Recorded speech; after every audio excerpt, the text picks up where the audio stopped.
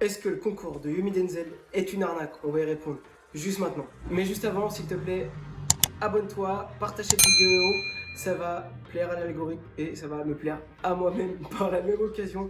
Alors, rentrons dans le vif du sujet. Je pense que tu as déjà vu passer ce concours. C'est le concours qui te fait potentiellement gagner une voiture.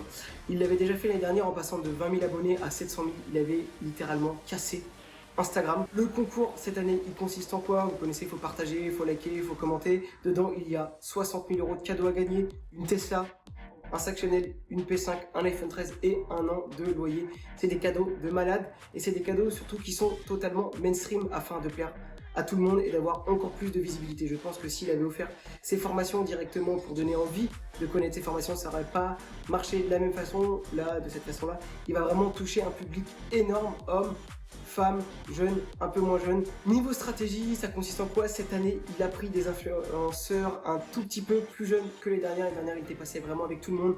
Un flux de télé-réalité, rappeur, chanteur, il était même passé avec Dimitri Payet. Et en plus, cette année, truc de malade, il passe à la télévision sur 4 chaînes, TF1, TFX, M6 et W9. Je crois, si je dis pas de bêtises, peut-être que je peux me tromper sur une des chaînes, mais c'est sûr qu'il passe sur TF1. Juste pour vous dire que sur TF1, la publicité en prime time, que sur TF1, la publicité en prime time, sur TF1, la publicité en prime time.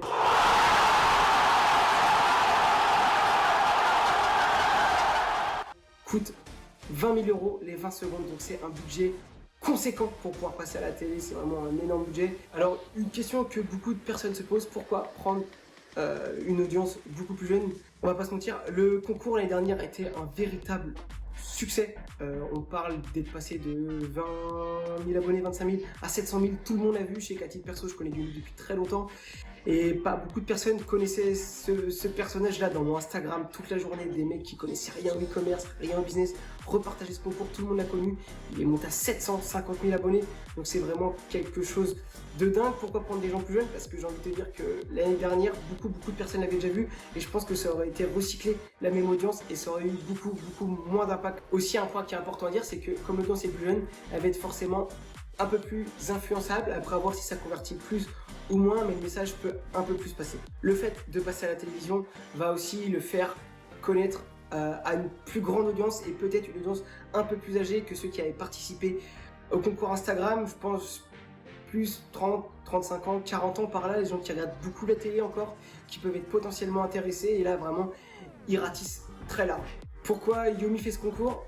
Ça risque de te choquer, mais Yomi n'est pas un concessionnaire de voitures et son plaisir n'est pas d'offrir des voitures. En faisant ça, en faisant ce concours, il va avoir une très grande visibilité. Et qui dit plus de visibilité, dit pour lui, entrepreneur qui vend des formations, il va vendre encore plus de formations. En plus, je te rappelle que Yomi, les formations en fonction des promotions, c'est un panier moyen entre 800 et 1500 €, donc il n'a pas besoin d'en vendre énormément pour faire beaucoup de chiffre d'affaires. Le fait de passer à la télé va aussi améliorer son image car c'est la première fois, donc il est encore une fois précurseur dans son domaine, c'est la première fois qu'un concours Instagram passe à la télévision. Une fois que tu auras participé à ce concours, il va te proposer via la publicité payante de t'inscrire à une formation qui est totalement gratuite sur quelques jours, qui va t'apprendre à faire du e-commerce. Dans cette formation, il va t'en dire assez pour avoir envie d'acheter la vraie formation, beaucoup plus complète, qui elle se situe en fonction des promotions, comme je t'ai dit tout à l'heure, entre 800 et 1500 €. Voilà pourquoi il a fait ce concours. C'est très intelligent en soi. Maintenant, à voir si ça marche. On va pas se mentir, je pense qu'il est loin d'être bête. Il a déjà fait ce concours l'année dernière. S'il le refait cette année,